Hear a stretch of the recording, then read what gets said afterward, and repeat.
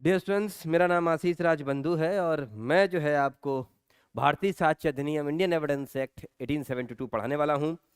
प्यारे बच्चों, आज की जो हमारी क्लास होगी भारतीय साक्ष्य अधिनियम की, इसमें हम भारतीय साक्ष्य अधिनियम से संबंधित प्रावधानों को जानेंगे, उनसे संबंधित नियमों को जानेंगे। भारतीय साक्ष्य अधिनियम इंडियन एविडेंस एक्ट को लाने के पीछे क्या भूमिका थी, क्या कारण थे और ये काम किस तरीके से करती है, इसको समझने की कोशिश हम आज की क्लास में करेंगे। ठीक है, तो ये जो हमारी क्लास होगी इंडियन एविडेंस एक्ट की होगी और बेसिकली बेसिक क्लास होगी। We will touch the historical background of the Indian evidence act 1872। भारतीय साक्ष्य अधिनियम किस तरह की विधि है, किस तरीके से काम करती है, इसके काम करने की प्रणाली क्या है और इसके तौर तरीके क्या हैं, किस लिए लाई गई और कैसे ये प्रयास सफल हुए, इस पर आज की क्लास में हम पूरा का पूरा जोर देंगे। ठीक है, तो मेरा नाम आशीष राजबंधु है और मैं जो है आपको भारतीय साक्ष्य अधिनियम पढ़ाने जा रहा हूं। देखो, एक बात को समझो, किसी भी एग्जाम को जुडिशरी के क्लियर करने के लिए आपको बेयर एक्ट पर जबरदस्त पकड़ होनी बड़ी जरूरी है और ये बात मैं हर क्लास में हर समय कहता हूं। प्यारे बच्चों, इसका मतलब ये हुआ कि if you should have good command over the bare act, एक बात। और दूसरी, आप ठीक से केस लॉस को समझ लें, जज बनना कोई इतना कठिन काम नहीं है। आज की क्लास जो हमारी रहेगी वो भारतीय साक्ष्य अधिनियम 1872 से संबंधित होगी। ठीक है, ये जो हमारी क्लास है ये भारतीय साक्ष्य अधिनियम 1872। इस क्लास में जो है एक बात को समझना बड़ा जरूरी है कि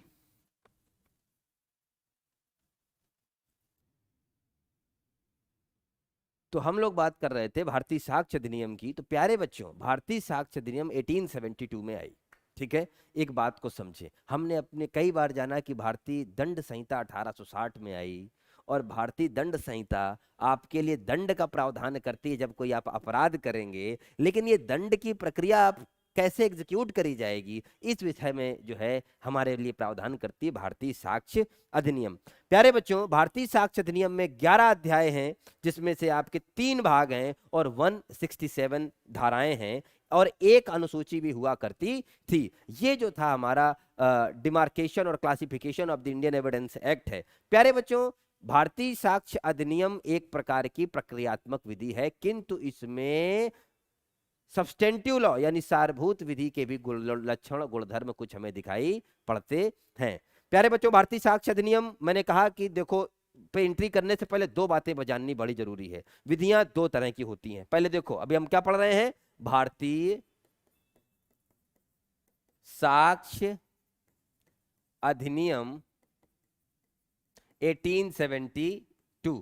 मोटा मोटा अगर अर्थ निकाले तो हम क्या समझेंगे कि भारतीय साक्ष्य अधिनियम कब आया। यह अधिनियम बता रहा है 1860 में। इसके प्रवर्तन की तिथि से हमें यह बात मालूम पड़ती है। प्यारे बच्चों, भारतीय साक्ष्य अधिनियम में कुल 3 भाग हैं। अगर इसको समझने की कोशिश करें तो 11 अध्याय यानी 11 चैप्टर्स हैं और आपके 167 सेक्शंस हैं और इसमें एक अनुसूची भी हुआ करती थी जिसको बाद में रिपील कर दिया गया।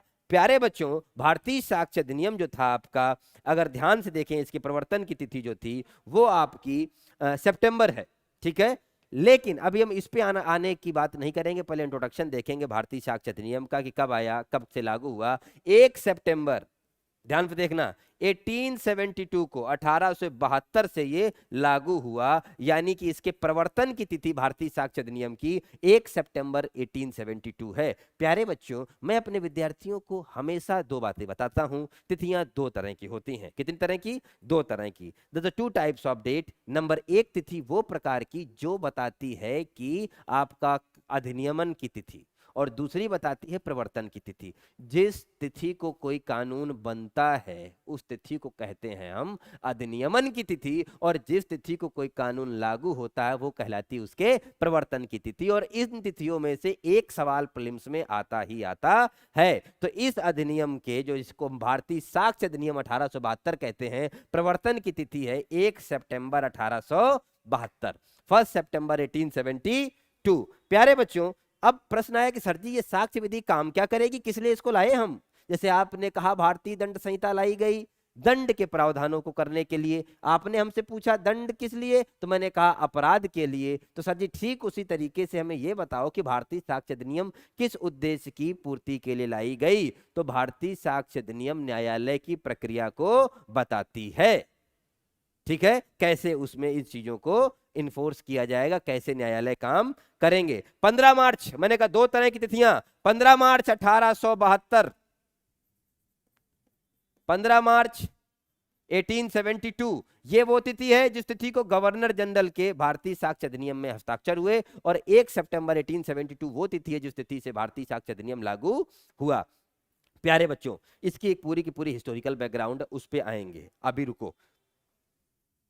आपने कहा फर्जी इस विधि की प्रकृति क्या है? मैंने कहा प्यारे बच्चों इस बात को समझो, विधियां 2 तरह की, विधि कितने तरह की? 2 तरह की। हमेशा अपने विद्यार्थियों को बताता हूं, बेसिक्स है, आप लोग सीखते चलें, ठीक है। द 2 टाइप्स ऑफ लॉज, कितनी तरह की विधियां होती हैं आपकी? 2 तरह की। एक होती है आपकी सारभूत विधि। कौन सी होती है? सारभूत विधि। कौन सी विधि? सारभूत विधि, यानी कि सब्सटेंटिव लॉ, ठीक है। क्या बोलते हैं इसको? Substantive law. और दूसरी आपकी होती है प्रक्रियात्मक विधि। 2 तरह की विधियों के प्रकार हैं। दूसरी क्या होती है? प्रक्रियात्मक विधि, जिसे हम कहते हैं प्रोसीजरल लॉ, ठीक है। विधियां कितने तरह की? 2 तरह की। आपने, मैंने क्या क्या बताया? There is 2 types of laws. अभी एविडेंस एक्ट को रुको, एविडेंस एक्ट के किस तरह का है, इसका नेचर क्या है, उस पे हम चर्चा कर रहे हैं, ठीक है।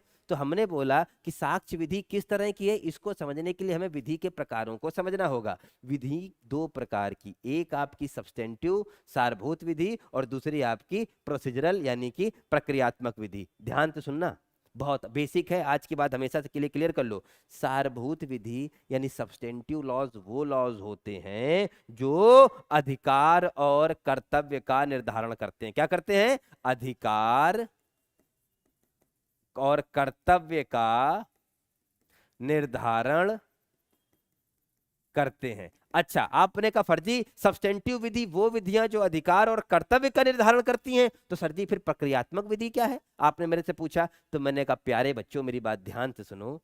सब्सटेंटिव लॉ वो law which demarcates the right and duties of the parties, ठीक है, जो पार्टियों के पक्षकारों के अधिकारों और कर्तव्यों का निर्धारण करे, that is the substantive law, यानी कि सारभूत विधि। और वो जो ये बताए कि किस तरीके से इन अधिकारों और कर्तव्यों को इन्फोर्स किया जाएगा, ये अधिकार और कर्तव्य किस तरीके से लागू किए जाएंगे, वो कहलाती है आपकी प्रक्रियात्मक विधि। यानी कि substantive law demarcates the right and duties of the parties, whereas procedural law tells about the how to enforce that right and duties.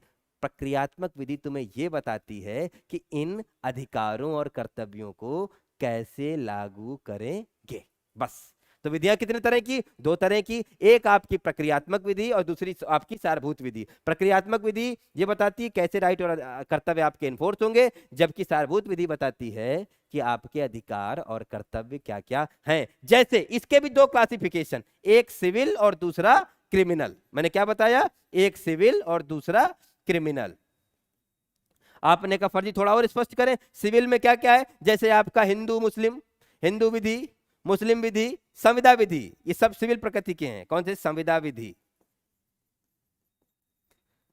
TPA, Hindu law, Muslim law, ठीक है। Hindu law, Muslim law, TPA, ये सारे क्या बताते हैं हमें? Civil law हैं। अपकृत, tort, ये सारे के सारे जो हैं जस्ट टॉर्ट, ठीक है, ये भी क्या है? सब्सटेंटिव लॉ है। जबकि सब्सटेंटिव लॉ में ही क्रिमिनल में जैसे कि आईपीसी। तो प्यारे बच्चों विधियां मैंने तुम्हें क्या बताई? विधियां 2 तरह की होती हैं, एक सब्सटेंटिव लॉ, दूसरी प्रोसीजरल लॉ। सब्सटेंटिव लॉ वो जो आपके अधिकारों और कर्तव्यों का निर्धारण करती है, वो है सारभूत विधि, सब्सटेंटिव लॉ। ये विधियां भी 2 तरीके से बटी हुई हैं, जैसे सिविल और क्रिमिनल। सिविल में क्या क्या? जैसे आपका टीपीए, संविदा विधि, हिंदू मुस्लिम, टॉर्ट, कॉन्ट्रैक्ट, ये सारे के सारे। और क्रिमिनल में आईपीसी। तो ये आपकी आईपीसी क्या है?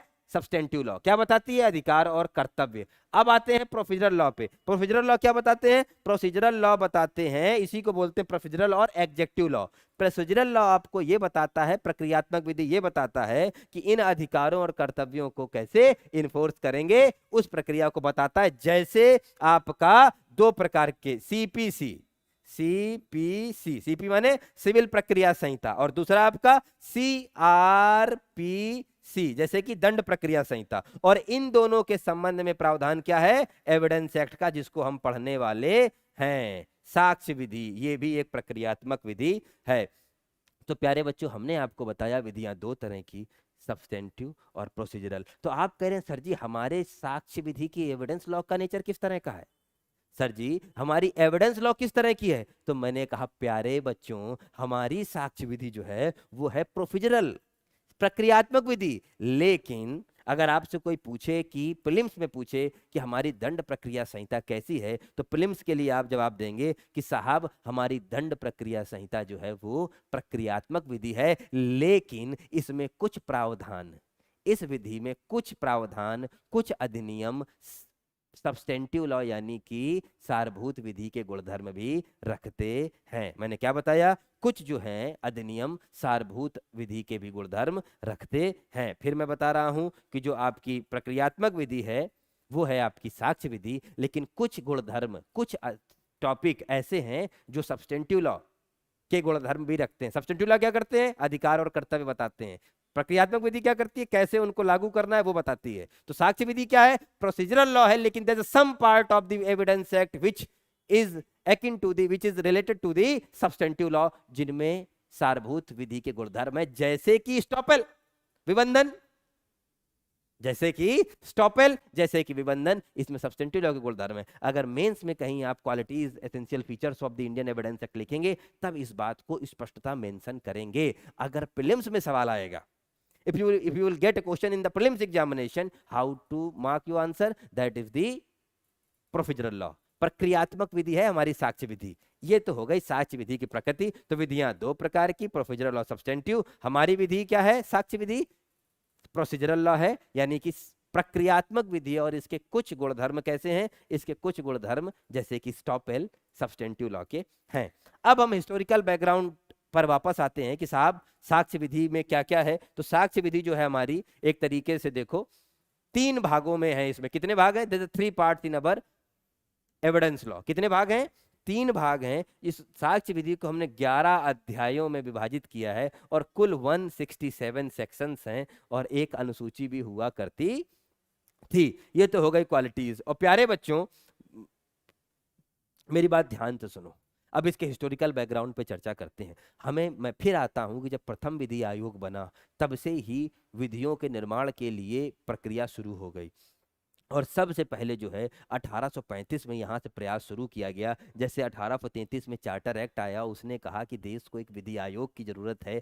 मात्र एक साल बाद 1834 में प्रथम विधि आयोग बन गया। इसके आयोग के अध्यक्ष थे लॉर्ड मैकाले। इन्होंने बड़े तरीके से काम करना शुरू किया कि आईपीसी को लाना है, कैसे उसको डिमार्केट लिखा जाए, कैसे उसको समाज के अनुकूल बनाया जाए। उसी समय से साक्ष्य विधि पर भी काम शुरू हो गया 1835 में। लेकिन ये काम जो है बहुत ज्यादा सफल नहीं हुआ। हमें आज की मन मुताबिक साक्ष्य विधि मिली नहीं। फिर एक दूसरा प्रयास 1855 में हुआ, लेकिन 1868 कब प्यारे बच्चों? 1868 में। कब? 1868 में तीसरे विधि आयोग, किसके? तीसरे विधि आयोग किसकी सिफारिश पे? तीसरे विधि आयोग की सिफारिश पे। किसकी सिफारिश पे? थर्ड लॉ कमीशन की तीसरे विधि आयोग की सिफारिश पर, ठीक है। सर हेनरी मेन, किसने? Sir Henry main. तीसरे विधि आयोग की सिफारिश पे सर हेनरी मेन ने आपके भारतीय साक्ष्य अधिनियम इंडियन एविडेंस एक्ट के ड्राफ्ट को तैयार करने का काम शुरू किया। Historical background Indian evidence act का कैसे आई उस पर चर्चा कर रहे हैं हम, ठीक है। फिर वन बाय वन, एक एक भाग, एक एक सेक्शन को मैं पढ़ाता हूं, ठीक है। और एक एक केस लॉस को मैं आपको दिमाग में बैठाता हूं, बेयर एक्ट से सारी रीडिंग कराता हूं। खैर अभी वापस आते हैं। तीसरा विधि आयोग जब आपका 1868 के आसपास जो आया, तो सर हेनरी मेन ने तीसरे विधि आयोग की सिफारिश पर, ठीक है, कि सिफारिश पर सर हेनरी मेन ने 1868 में जो है क्या किया? एविडेंस साक्ष्य विधि का, किसका? साक्ष्य विधि का एक प्रारूप तैयार किया। क्या किया? ड्राफ्ट तैयार किया। प्रारूप यानी ड्राफ्ट तैयार किया, ठीक है। किसने किया? सर हेनरी मेन ने। लेकिन हेनरी मेन थे तो बहुत बड़े जूरिस्ट, इनका नाम भी बहुत है, आप जो है इनकी बुक्स भी पढ़ते हैं, जब आप लॉ पढ़ते हैं जूरिस्प्रूडेंस में इनका बहुत भारी नाम है, हेनरी मेन का। लेकिन हेनरी मेन साहब जो है भारत की साक्ष्य विधि को लिख पाने में, उस तरह से लिख पाने में जो भारतीय जो है परिस्थितियों में फिट बैठे, लिख पाने में असफल रहे। तो सर 1868 में तीसरे विधि आयोग की सिफारिश में सर हेनरी मेन ने भारतीय साक्ष्य विधि का ड्राफ्ट तैयार करने की कोशिश करी, लेकिन वो असफल रहे। यात्रा आगे बढ़ी और सन 1871 में, देखो कब, सन 1871 में सर जेम्स फिट्जमैन स्टीफेन, मैंने क्या नाम बताया, सर जेम्स स्टीफेन, इसको पूरा नाम सर जेम्स फिट्जमैन स्टीफेन है। किसने, 1871 में सर जेम्स फिट्जमैन, फिट्जमैन हटाओ, सुन लो बस, सर जेम्स स्टीफेन, किसने, 1871 में सर जेम्स स्टीफेन ने एक तरीके से इनकी अध्यक्षता में एक नया प्रारूप तैयार किया। ये वाला फेल हो गया, वो मजा नहीं आया इसमें 1868 में जो हेनरी मेन ने तैयार किया। लेकिन जो सफल प्रयास किया सर जेम्स स्टीफेन ने, साक्ष्य विधि का, एविडेंस एक्ट का एक नया प्रारूप तैयार किया। क्या किया, एक नया प्रारूप किसने, सर जेम्स स्टीफेन ने तैयार किया गया। और इस प्रारूप को गवर्नर जनरल के जो है एक तरीके से पास भेजा गया, इस प्रारूप को गवर्नर जनरल के पास भेजा गया जो सेंट स्टीफेन ने तैयार किया। प्यारे बच्चों, दो तरह के सवाल प्रीलिम्स में जरूर आते हैं। पता पहला क्या आता है, who is the known as the father of the Indian evidence act. जवाब पता है क्या है, Lord Macaulay, sir Lord Thomas Babington Macaulay. ठीक, क्यों, ये प्रथम विधि आयोग के अध्यक्ष थे, इन्होंने आईपीसी को ड्राफ्ट करने में बड़ी महत्वपूर्ण भूमिका निभाई, इसलिए Lord Macaulay is known as the father of the Indian evidence act. कई बार दूसरा सवाल आता है, who is the father of the Indian, sorry, Lord Macaulay is known as the Indian father of the Indian penal code, भारतीय दंड संहिता के पिता के रूप में जानते हैं। जबकि कभी ये सवाल आता है और कभी एक दूसरा सवाल आता है कि who is the known as the father of the Indian evidence act, किसे हम भारत के साक्ष्य विधि का पिता जानते हैं, किसे हम साक्ष्य, भारत की साक्ष्य विधि के पिता के रूप में जानते हैं। तो वो आपका जवाब है, मैंने क्या बताया, 1871 में सर जेम्स स्टीफेन ने दोबारा से एविडेंस एक्ट का प्रारूप तैयार किया। क्या किया, दोबारा से एविडेंस एक्ट का प्रारूप तैयार किया और ये गवर्नर जनरल के पास अनुमोदन के लिए भेजा गया। तो सर जेम्स स्टीफेन जो हैं किसके नाम पर जाने जाते हैं, father of Indian evidence act. हम इन्हें भारतीय साक्ष्य अधिनियम के पिता के रूप में भी जानते हैं। ये दूसरा प्रीलिम्स का सवाल है, मेंस में कहीं से ऐसे सवाल नहीं आते, लेकिन प्री में जरूर आपके लिए इस तरह के सवालात आपके पेपर में आते हैं। तो भारतीय साक्ष्य अधिनियम का पिता हम किसे कहते हैं, सर जेम्स स्टीफेन को। साक्ष्य अधिनियम पे काम करना जेम्स स्टीफेन ने शुरू किया। और ये जो है गवर्नर जनरल, प्यारे बच्चों बहुत ध्यान देना, 15 मार्च, कब, 15 मार्च 1872 को गवर्नर जनरल, ठीक है, गवर्नर जनरल के हस्ताक्षर किसमें, भारतीय साक्ष्य अधिनियम में हो गए।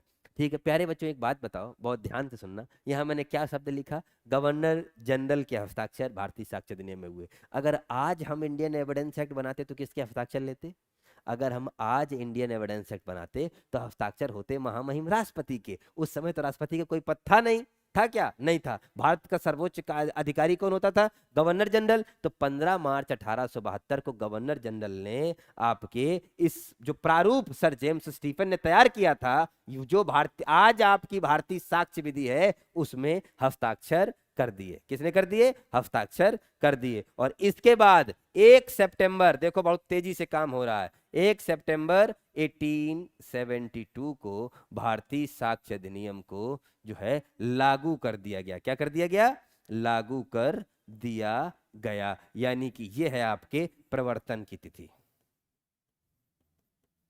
और इधर देखो, इधर देखो, आज का टाइम क्या है, आज तिथि क्या है, आज साल है 2023। ध्यान से सोचना। और एविडेंस कब आया, 1872। कितने भाग, 3 भाग, 11 अध्याय, 172 धाराएं। प्यारे बच्चों 150 साल बीत गए, 2023 है आज। कितने साल, 150 साल बीत गए और आज भी ये भारतीय साक्ष्य अधिनियम उतना ही प्रासंगिक है। 150 साल बीत गए, 1872 2023। 150 साल बीत गए और यही आईपीसी उतनी ही ज्यादा प्रासंगिक है। ठीक है, उतनी ही ज्यादा प्रासंगिक है और कोई बहुत ज्यादा मेजर अमेंडमेंट भी इस आईपीसी में नहीं हुआ। ठीक है, यानी पुरानी पद्धति पुरानी व्यवस्था में जो है यही आईपीसी लागू है। तो ये जो आईपीसी आई थी वो आज तक प्रासंगिक है। तो ये काम क्या करती है? आप सर जी आपने कहा आप सब बातें बता रहे हो, ये नहीं बता रहे हो ये काम क्या करती है। तो भारतीय साक्ष्य अधिनियम का उद्देश्य क्या है, इधर सुनो। भारतीय साक्ष्य अधिनियम का उद्देश्य न्यायालय को सत्य की खोज में मदद करना, अगर आसान भाषा में कहें। ठीक है, केनी साहब ने जो एक बड़े ज्यूरिस्ट हैं, उन्होंने साक्ष्य विधि के उद्देश्यों को बहुत क्लियर कट तरीके से इनुमरेट किया, हमें बताया। तो भारतीय साक्ष्य अधिनियम प्रक्रियात्मक विधि है, 1 सितंबर 1872 से लागू हो गई, लेकिन इसके उद्देश्य बहुत ज्यादा बहुत ही तगड़े हैं। हमने कोई अपराध किया, ये बात किया कि नहीं किया कैसे पता लगाया जाएगा, इसकी प्रक्रिया दी गई है साक्ष्य विधि में। यानी कि न्यायालय को सत्य की खोज कराना भारतीय साक्ष्य अधिनियम का प्रमुख उद्देश्य है। इन्वेस्टिगेशन की सूची को सीमित करना, कुछ भी नहीं खोज मारोगे, एक एरिया है जहां पर आपको इन्वेस्टिगेशन यानी अन्वेषण के द्वारा काम करना है। तो बहुत सारे इसके उद्देश्य हैं। पहली बात, मैंने कोई अपराध किया, पता कैसे लगेगा? साक्ष्य विधि के माध्यम से न्यायालय ये पता लगाने की कोशिश करेगा। साक्ष्य विधि में वो नियम दिए गए जिससे हम पता लगाएंगे अपराध हुआ या नहीं हुआ तो कैसे हुआ। खैर कोई बात नहीं, तो इसके बहुत सारे उद्देश्य है जिसको केनी ने भी विस्तार से इलाबोरेट करने की कोशिश करी। तो जो सबसे मुख्य उद्देश्य है to save the time of the honourable court, न्यायालय के समय का बचाव एक मुख्य कार्य किसका है? न्यायालय द्वारा समय का बचाव एक मुख्य कार्य किसका है? आपके भारतीय साक्ष्य अधिनियम का। ठीक है, न्यायालय द्वारा निर्णय लेने में मदद करना है काम भारतीय साक्ष्य अधिनियम का। ठीक है, और जस्टिस मुनेर ने एक बात कही कि साक्ष्य देने में अनुशासन, निश्चितता और समरूपता लाना भारतीय साक्ष्य अधिनियम का मुख्य उद्देश्य है। तो बहुत सारे उद्देश्य हैं, न्यायालय को भ्रमित होने से बचाना, पक्षकारों के समय और खर्चे को बचाना, सरकारी मशीनरी के दुरुपयोग होने से बचाना, और अंततोगत्वा जो सबसे महत्वपूर्ण बात है साक्ष्य विधि की, वह सत्य की खोज करने में मदद करना। जो सबसे प्रमुख बात है वो क्या है? To find out the truth, this is the main work of the Indian evidence act. और इस पे केनी ने भी प्रकाश डाला और बहुत से लोगों ने भी प्रकाश डाला। प्यारे बच्चों, थोड़ी सी चर्चा हम इसके आज पर इंट्रोडक्शन है, परिचय है भारतीय साक्ष्य अधिनियम का। तो मैंने बताया कि भारतीय साक्ष्य अधिनियम 3 भागों में इसको क्लासिफाई किया गया है, उसको हम समझने की कोशिश करेंगे। बस भारतीय साक्ष्य अधिनियम 1872, इसको अगर हम ध्यान पे देखो तो इसके 3 भाग हैं, बस समझने की कोशिश करना।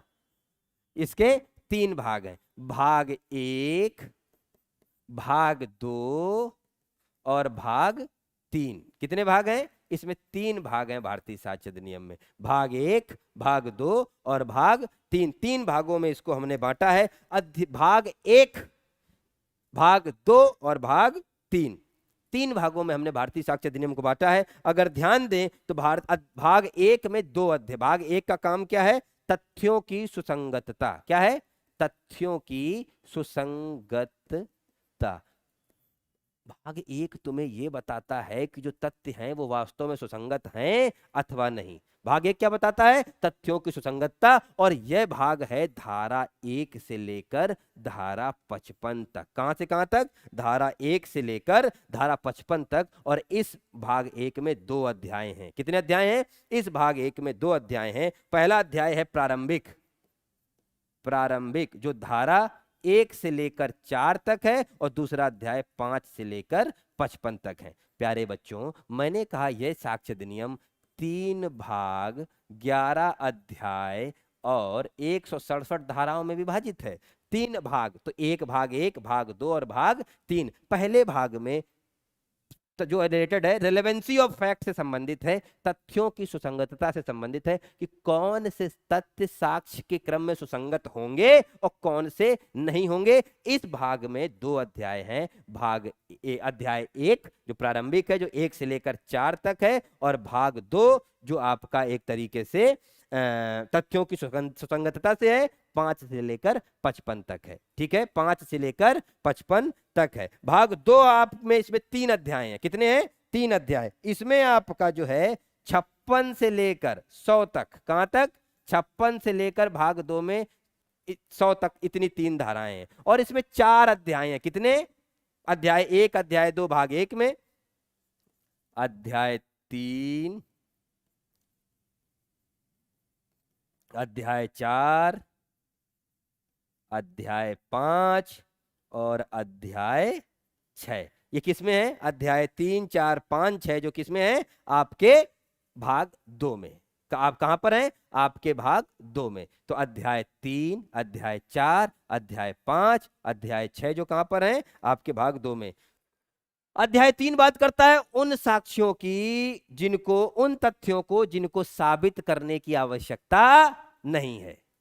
अध्याय 3 बात करता है उन तथ्यों को जिनको साबित किया जाना आवश्यक नहीं है, यानी 56 से लेकर, अभी जगह कम है तो शॉर्ट में लिखेंगे, 58 तक की धाराएं भाग 3 में है, अध्याय 3 में भाग 2 में। इसके बाद आपका जो है मौखिक साक्ष्य, साक्ष्य 2 तरह के हो सकते हैं, मौखिक और ओरल। मौखिक साक्ष्य के विषय में जो प्रावधान है वो 2 धाराएं हैं, 59 और 60। ये भी भाग 2 अध्याय 4 है। और अध्याय 5 हमने क्या कहा?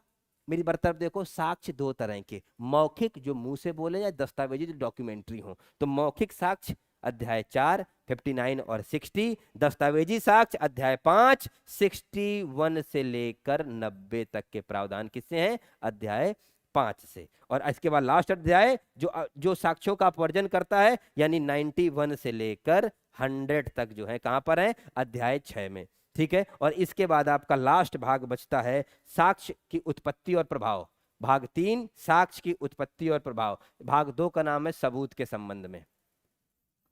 ठीक है। फिर मेरी तरफ देखो, लास्ट में थोड़ी सी बातें बता रहा हूं। भारतीय साक्ष्य अधिनियम में 3 अध्याय हैं, 3 भाग हैं और 11 अध्याय हैं। पूरे 11 अध्याय हमने 3 भागों में बांट रखे हैं। पहला भाग तथ्यों की सुसंगतता से, जिसमें आपका धारा 55 तक समाहित है। भाग 2 सबूत के संदर्भ में, जो 56 से लेकर 100 तक हैं। और इसके बाद भाग 3 यानी साक्ष्य की उत्पत्ति और उसका प्रभाव, साक्ष्य कैसे लिया जाएगा, उसका क्या असर होगा, ये सारी बातें कहां बताई गई हैं? भाग 3 में। और इसमें आपके जो है 5 अध्याय हैं। अध्याय 6 तक यहां था ना, अध्याय 7, अध्याय 8, अध्याय 9, अध्याय 10 और अध्याय 11। प्यारे बच्चों, 3 भाग, भाग 1 जिसमें तथ्यों की सुसंगतता, भाग 2 सबूत के संदर्भ में, और भाग 3 साक्ष्यों की कैसे उत्पत्ति होगी और उसका क्या इंपैक्ट और प्रभाव होगा, यह बताया गया है हमें भाग 3 में। और जिसमें 5 अध्याय, टोटल कितने? 11 अध्याय। 2 अध्याय भाग 1 में, 4 अध्याय आपके भाग 2 में और 5 अध्याय आपके भाग 3 में। तो 5 4 9 2 11, टोटल 11 अध्याय हैं, 3 भागों में बांटा गया है। तो अध्याय 7 बात करता है सबूतों का भार और उसकी उपधारणा, यानी धारा 101 से लेकर 114। अध्याय 2 बात करता है विबंधन के संबंध में। ये अध्याय 8 जो है ना, जो विबंधन के संबंध में बात करता है, ये सब्सटेंटिव गुणधर्म की कैरेक्टरिस्टिक्स रखता है। ठीक है, जो 115 से लेकर 117 तक वर्णित है। अध्याय 9 जो है वो गवाह कौन कौन सक्षम होगा, कब कोई गवाह सक्षम बनता है, इस संबंध में प्रभाव अध्याय 9 में है, जहां पर आपके 118 से लेकर 134 तक के प्रावधान, 118 से लेकर 134 तक के प्रावधान जो है आपके वर्णित हैं। और इसके बाद 135 से 166 अध्याय 10 और एक धारा मात्र जो है लास्ट अध्याय में है 167। तो ये जो आपका क्लासिफिकेशन था, एक एक करके हम पूरे के पूरे एविडेंस एक्ट को समझेंगे। एविडेंस एक्ट को बहुत सारे विद्यार्थी थोड़ा सा टफ मानते हैं, लेकिन अगर बेयर एक्ट में कमांड बन जाए, थोड़े से सिद्धांतों की समझ विकसित हो जाए, तो जो इंटरव्यू में बच्चे बताते हैं ना कि do you have any command over any subject, तो बच्चे पहला नाम लेते हैं इंडियन एविडेंस एक्ट का, और जिससे ज्यादातर बच्चे भागते हैं। ठीक है, तो अब आज की क्लास को जो है हम वाइंड अप करेंगे। और इस क्लास में हम क्या पढ़ने वाले थे, सिर्फ हमने इतनी बातें बात जानी, और अब हम जो है 1 बाय 1 इन चीजों को जो है एलाबोरेट करेंगे, एक्सप्लेन करेंगे। आज की क्लास को जो है हम कोशिश करते हैं कि यहीं विराम दें, आगे की क्लास में हम इनको एक्सप्लेन करना शुरू कर देंगे। ठीक है, तो thank you so much. If you have any doubt please ask, otherwise I am going to wind up this session. Thank you so much. तो सिर्फ इंट्रोडक्शन था आज की क्लास में, अभी बस देखो, हौले हौले देखते जाओ, सब तैयार होता जाएगा। Thank you so much, bye bye, take care.